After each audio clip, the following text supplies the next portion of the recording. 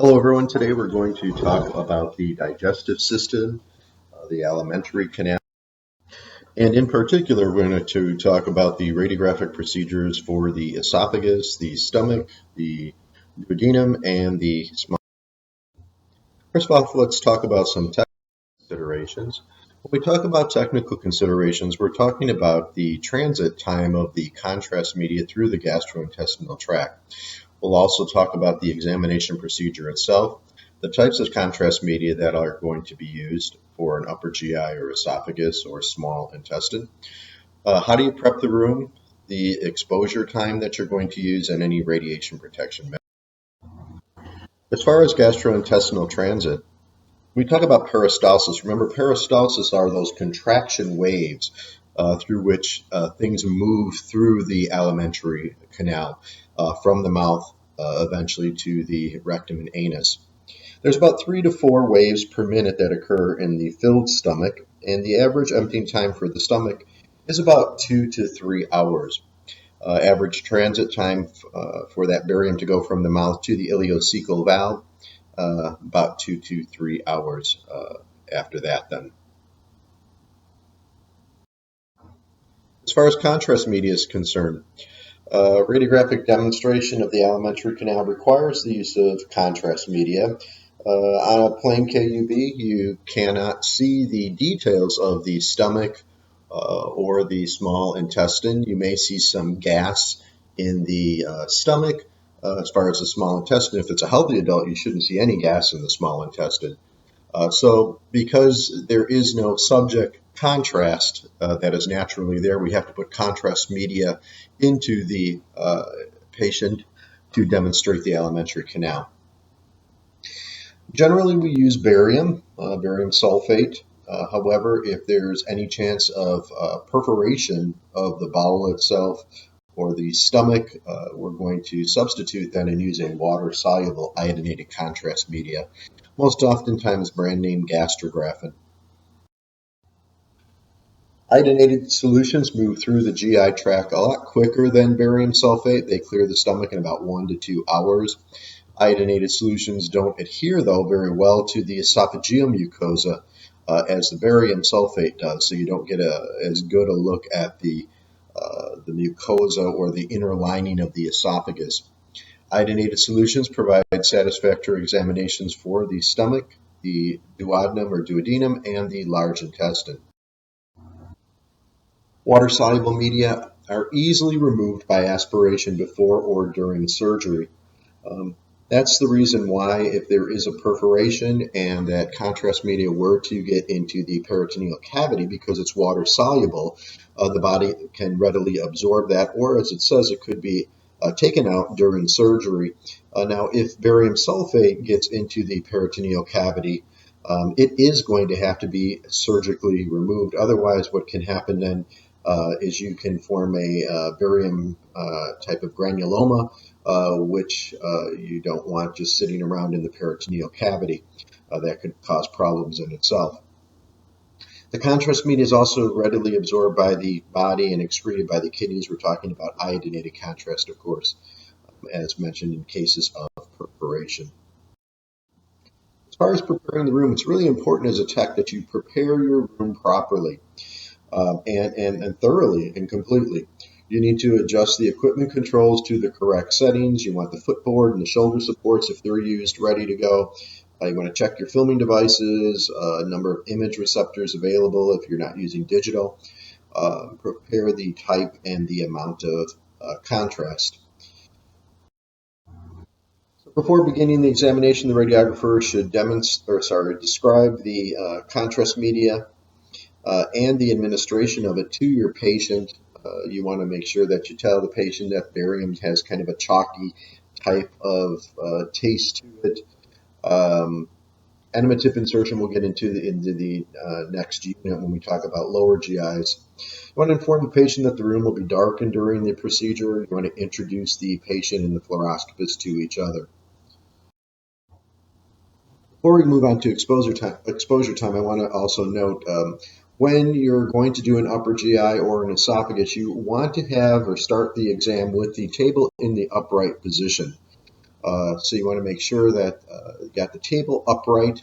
You want to make sure that you've got your barium set to go. For a barium upper GI, you're going to also use the little crystals, those fizzies, to put carbon dioxide into the stomach. For the double contrast study, you want those ready to go. Make sure you got an emesis basin handy because the patient could vomit during the examination. You want some towels handy. You want your machine set up, and you want to make sure that you got your lead apron on so that you're ready to go, so that when the radiologist comes in, everything is set. As far as exposure time, as it says here, the challenge is to eliminate motion. So it's based on each region. Peristalsis is greatest in the stomach and the duodenum, and it slows in the distal part of the GI tract. Peristalsis is also affected by other things like body habitus, pathology, use of narcotic pain medications, body position, and respiration. So taking into account those different things, exposure time may need to be adjusted. For the esophagus, as I mentioned, because it's upright, that barium is going to travel pretty quickly. So you want to set up 0.1 second or less as an exposure time. If the patient is recumbent, you can lengthen that time a little bit. Barium passes slowly if it's swallowed at the end of full inspiration. Barium is delayed in the lower portion if swallowed at the end of full expiration. And you can't swallow and breathe at the same time. So deglutition, which of course is swallowing, deglutition inhibits respiration for several seconds. Exposure time for the stomach, normal peristaltic activity, exposure time no longer than 0.2 seconds, never longer than 0.5 seconds. Hypermotility requires 0.1 second or less. Hyper, remember, means above, so things move quicker, hypermotility. Exposures made at the end of expiration in routine procedures. As far as radiation protection is concerned, you want to shield pediatric patients and patients of reproductive age for fluoroscopy. If it's a PEDS case, especially a baby, remember you're going to want to put the lead apron under the patient because the x-rays come from under the table in fluoroscopy. Other radiation protection measures, close collimation, optimum technique factors, of course. Let's move on to the radiographic procedures. For this, we can do different types of projections depending on what the radiologist would like. We can do an AP or a PA. We can do an AP or a PA oblique, and we can lateral. Let's talk first about the AP or the PA esophagus. One thing that's of note, if it's just an esophagus that's ordered on your patient, there is no preliminary patient preparation, meaning no dietary prep would be required. The only thing you got to do as a tech is you want to make sure that everything from the waist up is off, including any necklaces, bra, everything is off for preparing your patient for the fluoroscopic part and the radiographic part of the procedure. You could use single or double contrast. Single would be barium or water-soluble ionated. Double, you're going to use barium, and as I mentioned, those carbon dioxide crystals. First part of the examination is fluoroscopy. The swallowing mechanisms the doctor is going to be looking at, taking images of.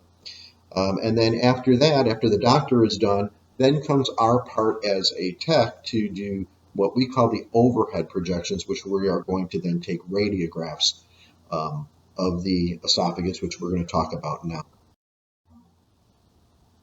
As far as patient position, supine or prone without rotation. This is for the AP or PA of the esophagus. The head is turned to the side to facilitate drinking. IR is placed so that the top is level with the mouth. So we don't want to clip off the mouth area, and we want to, of course, get all the way down to the cardiac sphincter. Central ray is perpendicular to the midpoint of the IR. It's usually about at the level of T5, T6, and we use a collimated 14 by 17 size. For the AP and PA oblique esophagus, patient position, notice a little bit of difference here. It's not a 45-degree oblique. It's a 35 to 40-degree RAO or LPO. Remember, the reverse of an RAO is the LPO. Okay, one being, of course, the anterior, the other being the posterior oblique. You want to line the IR on the elevated side of the patient about 2 inches lateral to the MSP. Okay, so if you're turning the patient, you're not going to center at the MSP, you're going to go about 2 inches lateral to that to get the esophagus right in the middle of your image receptor. Central ray enters perpendicular to the midpoint of the IR. Enters patient at 2 inches lateral to MSP at about the level again of T5, T6. Once again, if you put the top of your 14 by 17 at the mouth area, you're going to be at about that thoracic level. And of course, we're going to column it. For the lateral of the esophagus, patient position, recumbent right or left lateral, depending on what the institution does. Patient should face the radiographer. Arms are forward. Mid-coronal plane is centered. Once again, it's a lateral, so you don't want any rotation of the body. True lateral. Central ray enters perpendicular to the midpoint of the IR. Once again, about at the level of T5, T6, and we're going to use that collimated field 14 by 7. Let's move on to the stomach, which we call the upper GI or GI series. Examination often referred to as a GI or a UGI, upper gastrointestinal series. It may include a scout film with no contrast. They're going to look at the kidneys, ureters, bladder, the abdomen without any contrast. Fluoroscopic and serial radiographic studies of the esophagus, stomach, and duodenum using ingested contrast medium, usually barium, as I mentioned. And when requested, the barium may be imaged as it traverses the small intestine.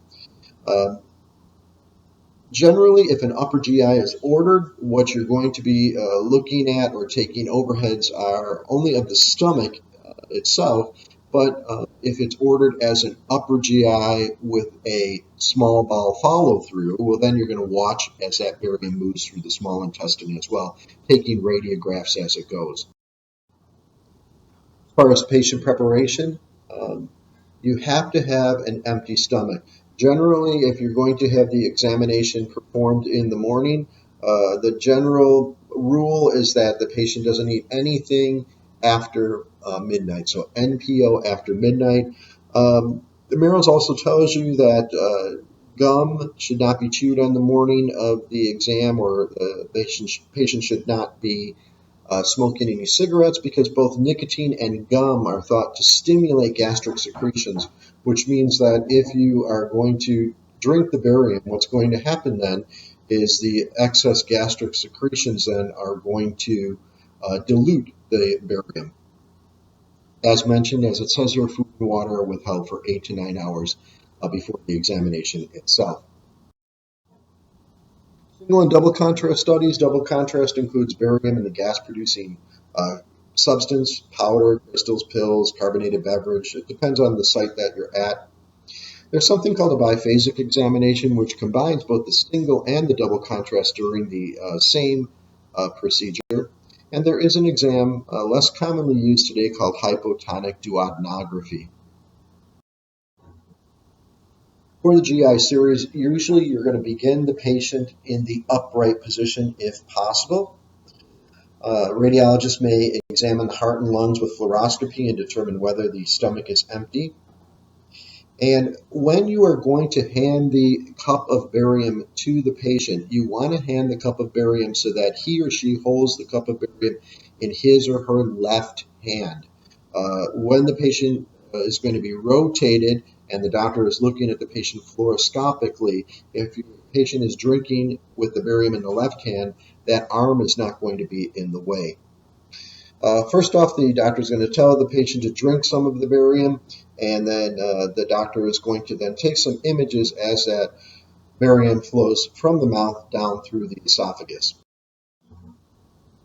So spot films are made. Manual manipulation is used to coat the gastric mucosa. The doctor is going to have the patient, after the patient drinks the barium, roll around on the table. You come into play as the tech. You're going to be assisting the patient in rolling around. You're going to be there to give them the pillow as the table goes from the upright to the recumbent position. Patient drinks more barium to fill the stomach, and more spot films then are taken. Examination determines the size, the shape, the position of the stomach. Peristalsis, filling in any emptying of the duodenal bulb and any abnormalities in function or the contour of the anatomy. Following slides describe the patient positioning then for the overhead radiographs after the radiologist completes the fluoroscopic examination. Now, I do want to make mention that in many of the places that you're going to be doing your clinical rotations with digital imaging today, a lot of times after the barium is given to the patient, the radiologist takes the images, he or she reviews the images. That may be it for the patient. Now, at some sites that you go to, the second part of the procedure comes in where you're going to do overheads. Overheads are tending to become less and less common today with digital imaging as compared to when we were using film screen. We are going to talk, though, about those overheads because you may be at a site where they still do them. So the projections that could be done are the PA oblique, the AP oblique, lateral, medial lateral, and an AP.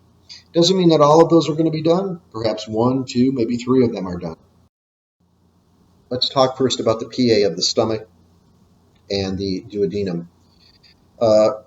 Patient position. Generally, your overheads are done in the recumbent position unless requested by the radiologist that they, for some reason, be done upright. So I want to make that clear. Generally, your overheads are done with the patient in the recumbent position.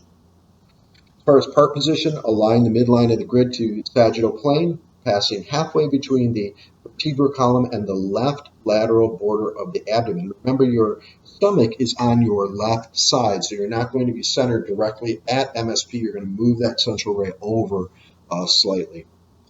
Center 1 to 2 inches above the lower level of the rib margin. So you can feel the patient's rib margin go about 1 to 2 inches above that level. The rib margin is about at the level of L1, L2, so you're going to be centering higher.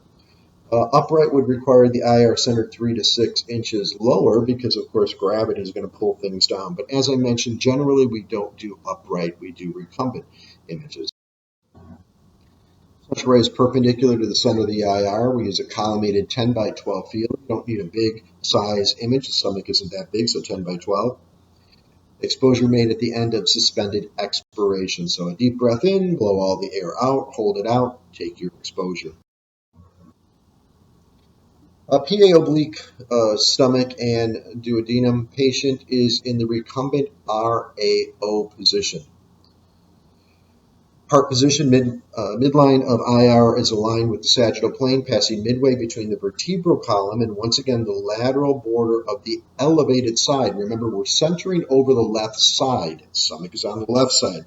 Patient is laying RAO. We're going to move that central ray over to the upside, which is the left side.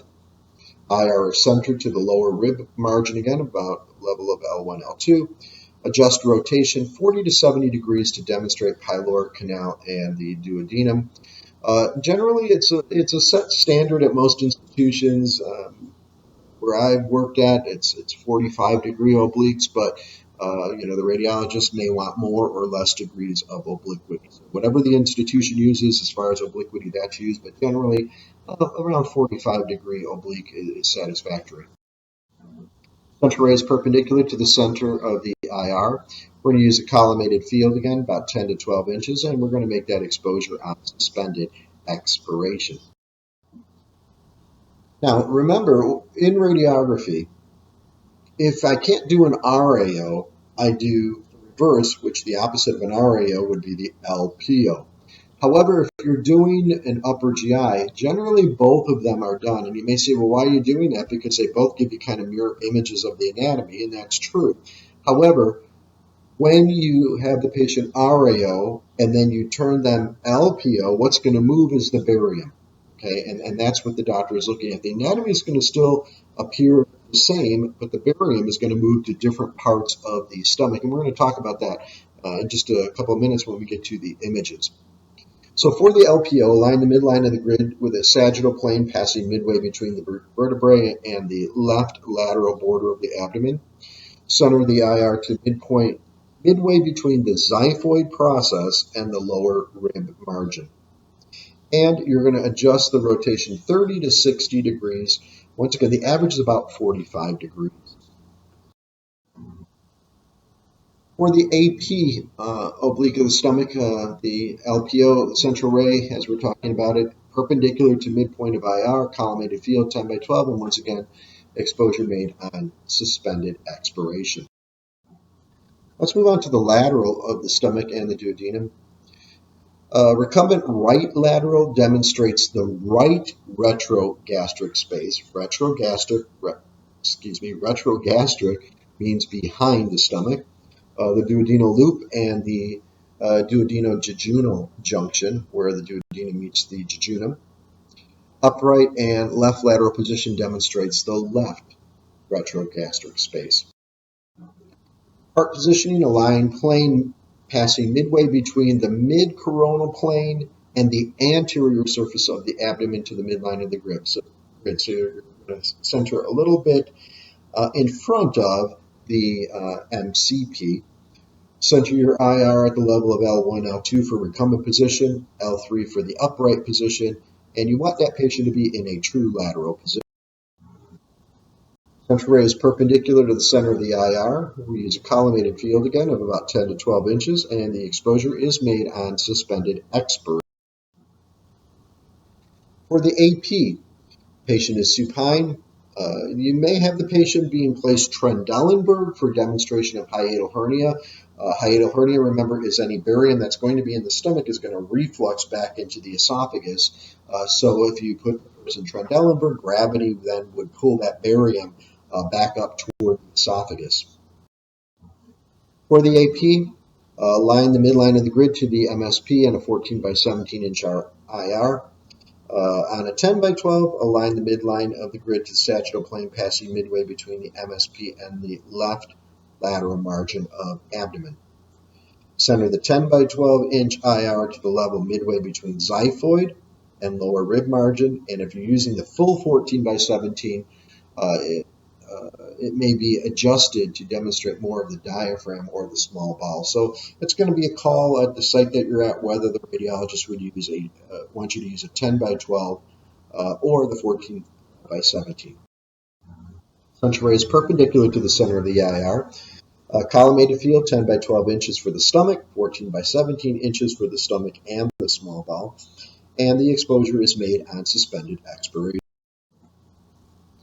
Let's move on to the small intestine. In our last course, we talked, and we ended the last course with talking about the anatomy of the esophagus and the stomach. We didn't talk about the anatomy of the small intestine, so let's briefly go through it now.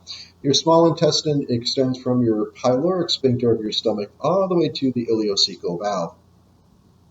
Average adult length is about 22-23 feet, and there are three portions, the duodenum. Now you can pronounce it duodenum or duodenum. It can be pronounced either way. Jejunum and the ileum. Note the spelling of the ileum, I-L-E-U-M, as opposed to I-L-I-U-M, which would be part of the hip bone, right? So the ileum, I-L-E-U-M, is part of the small intestine. First part, the duodenum, is about 8 to 10 inches long, and it's shaped like the letter C. The first portion of it is called the duodenal bulb. Okay, it has this bulbular appearance. The portion that joins the jejunum is a sharp curve called the duodenojejunal flexure, duodenojejunal flexure, the flexure is supported by a suspensory muscle of the duodenum. It's called the ligament of Treitz. The ligament of Treitz supports this area. Here's a picture of the small intestine. You can see it's all these loops that are right in the middle of our abdomen, all looped around and all kind of almost like a gigantic snake all coiled up. Here we can see the drawing of the duodenum, and remember the head of the pancreas is nestled within the C-loop of the duodenum. You're seeing then the picture of the ligament of Treitz there supporting that area. It's a suspensory muscle of the duodenum. You're looking at the intestinal wall, and the intestinal wall, you've got these little microscopic finger-like projections, which are called villi. They're going to be used for absorption purposes. The function of the small intestine is for digestion and absorption. Let's move on to talking about the technical considerations: GI transit, examination procedure, contrast media, prep of the room, the exposure time, and radiation protection. Peristalsis, contraction waves by which the digestive tube propels contents toward the rectum again.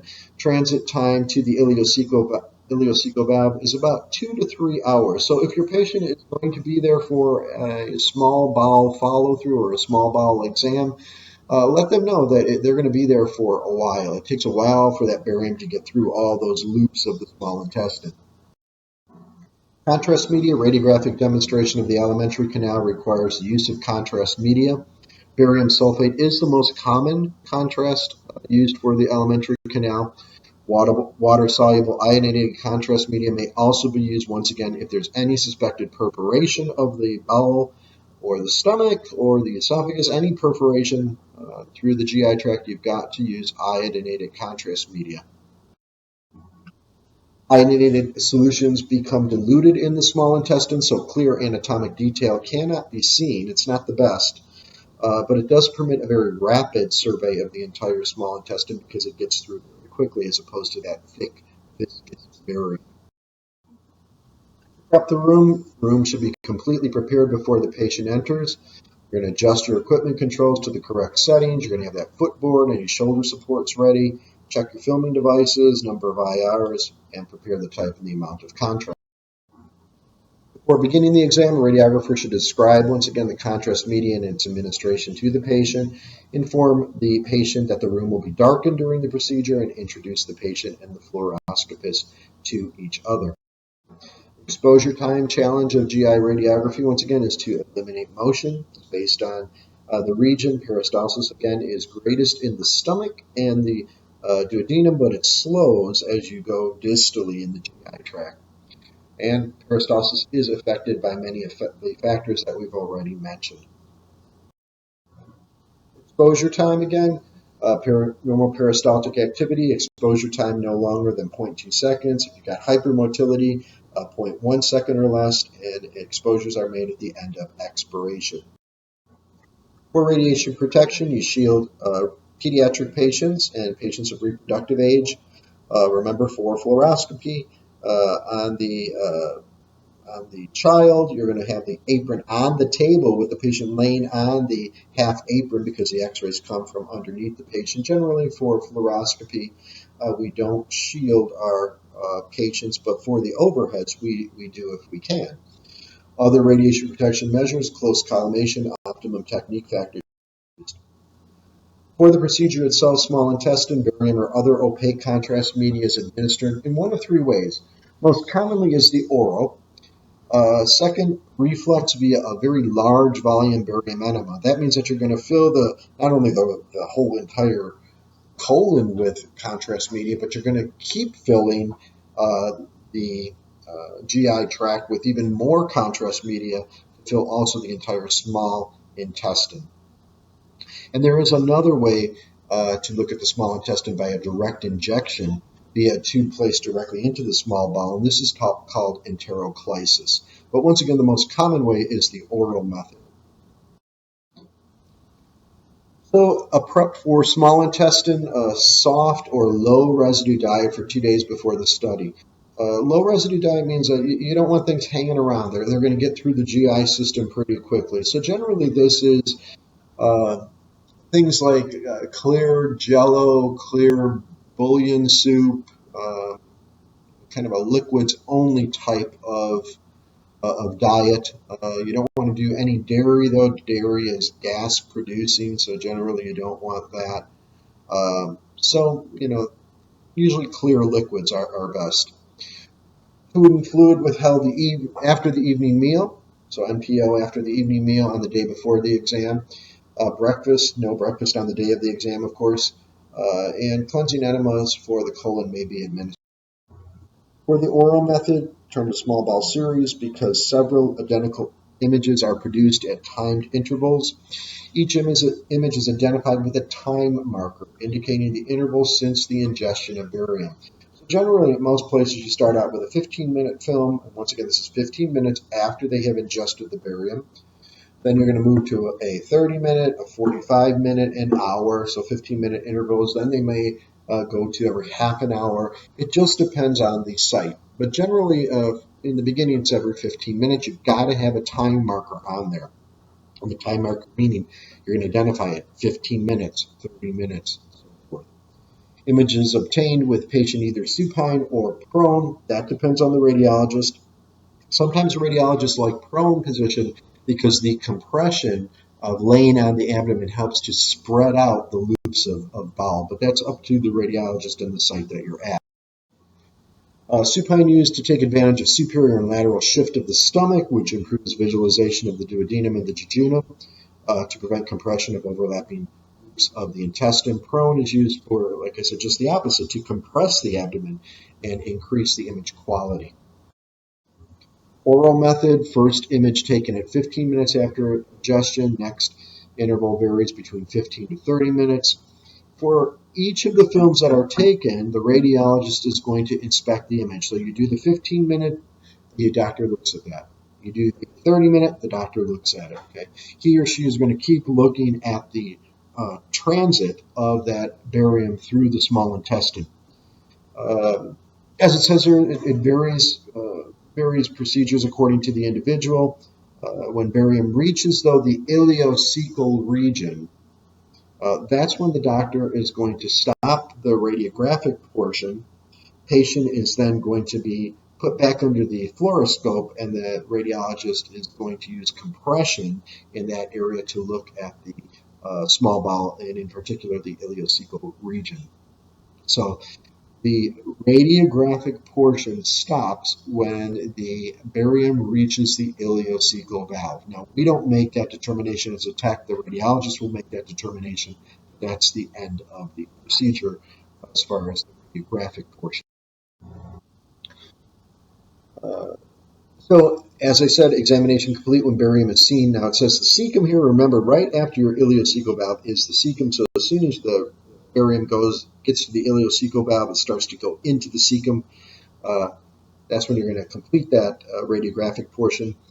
Typically 2 hours after ingestion in patients with normal motility, but I can tell you sometimes I've done patients with hypomotility where they're coming back an hour or two or even more later. Essential projections, there is no real obliques or anything. It's going to be a PA or patient supine. Patient position, they're either going to be supine or prone. Heart position, MSP is centered to the midline of the image receptor for 30-minute interval, center IR at the level of L2 for delayed images, center at the iliac crest.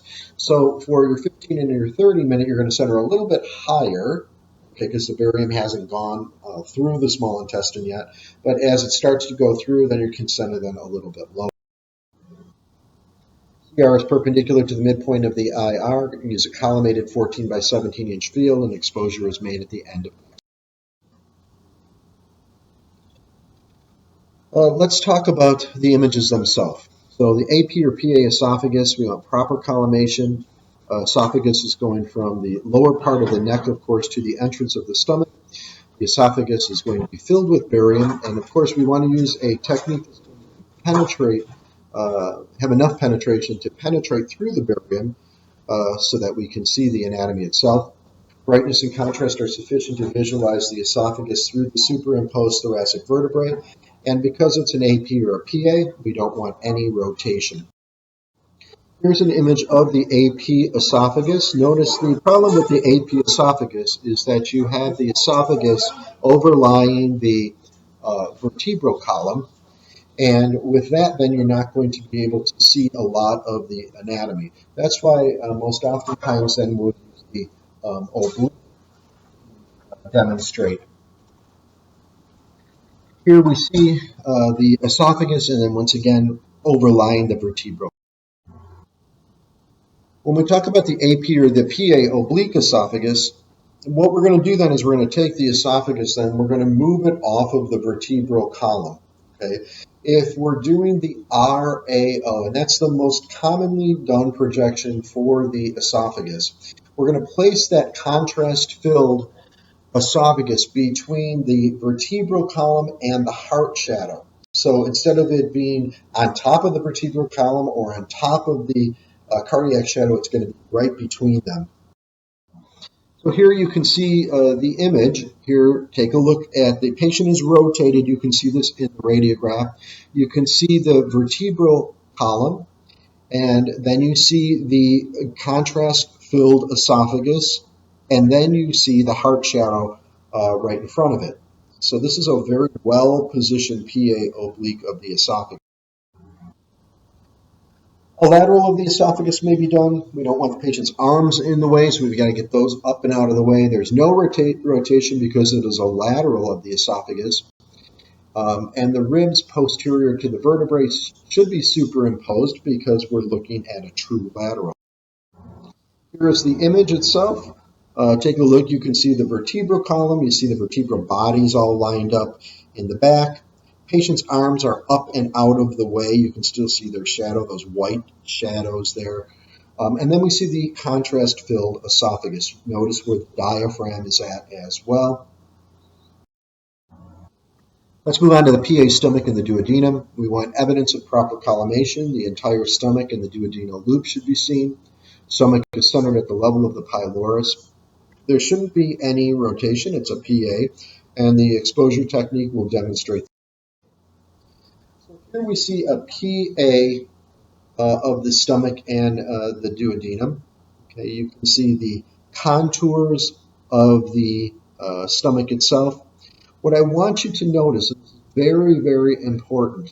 Okay, anatomically, the fundus of your stomach is more posterior than is the pylorus. So the fundus is more posterior, and your stomach kind of swings forward in your body so that the pylorus is more anterior.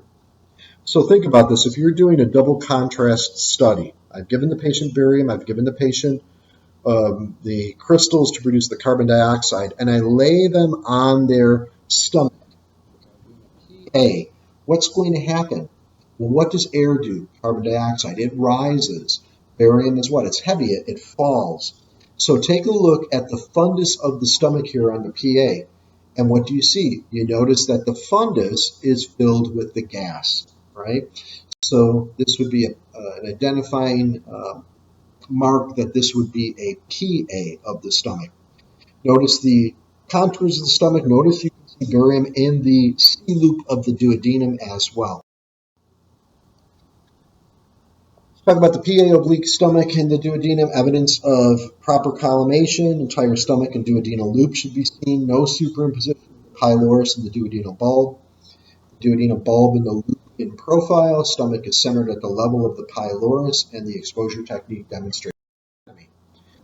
So here we've got a PA oblique, which is going to be your LPO.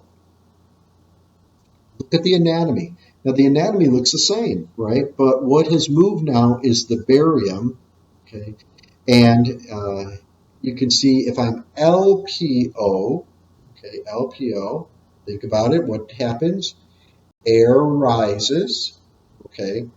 So the PA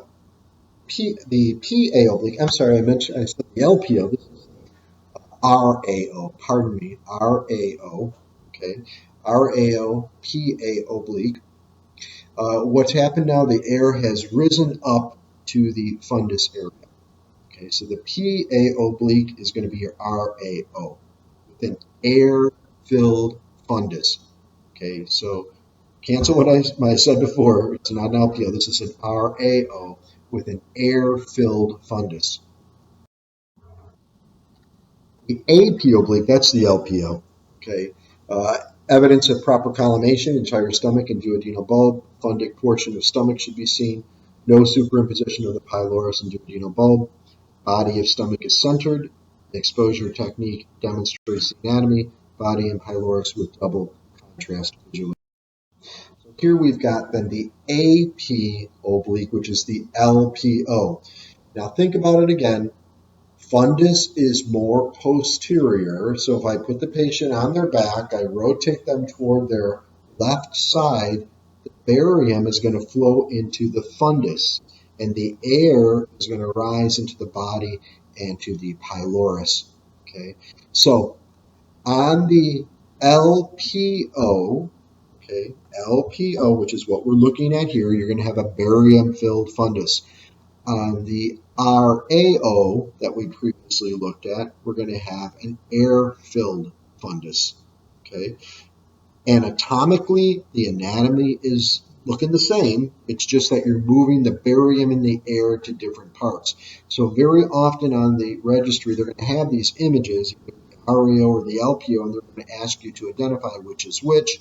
So remember, the LPO, which is the AP oblique, you're going to have a barium-filled fundus, and the RAO, which is your PA oblique, you're going to have an air-filled fundus. For the lateral of the stomach and the duodenum, evidence of proper collimation, entire stomach and duodenal loop are seen. No rotation is evidenced by the vertebrae, stomach centered at the level of pylorus. Exposure techniques demonstrate the anatomy. So here we've got a lateral of the stomach and the duodenum. Notice you've got an air-filled fundus. How are you going to know it's lateral? Look at those vertebral bodies. Okay, you're seeing the vertebral bodies from their side, right? So this is a true lateral. It's actually a very nice lateral. You're seeing the entire stomach, and then notice you're seeing what they call the duodenal sweep or the C-loop of the duodenum, and it's going to then, of course, be connecting to the jejunum.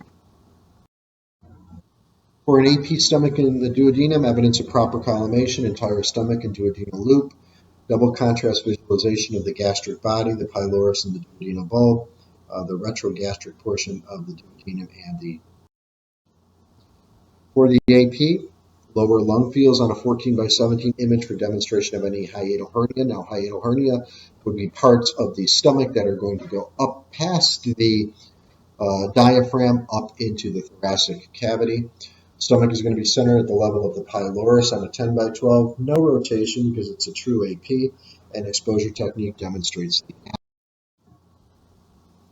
Here we've got a picture of the AP stomach and the duodenum. How am I going to know this is AP and looking at this? Well, once again, you want to keep in mind that the fundus of the stomach is more posterior. Remember, the fundus starts posterior and the stomach then swings forward, right? So if I've given the patient barium to drink, they lay on their back, the barium is going to flow up into the fundus region. So take a look at the fundus here of the stomach, and you can see that it is filled with barium. For the small intestine, if you're doing the oral method, you're going to do either an AP or a PA, so evidence of proper collimation, entire small intestine on each image, stomach on initial image. You're going to have time markers, and the vertebral column is centered to the midline. No rotation, of course, so it's an AP or a PA. Exposure technique demonstrates anatomy. Complete examination when barium reaches the cecum or the ileocecal valve area. Here we've got an AP of the small intestine. Notice up at the top it says 30. Okay, what this means is that this is the 30-minute film. You can see how far that barium has gotten from the stomach all the way through a majority of the small intestine. How do you know it's AP? Take a look at the pelvis and notice that you've got those rounded kind of cup-shaped structures, those iliac wings there.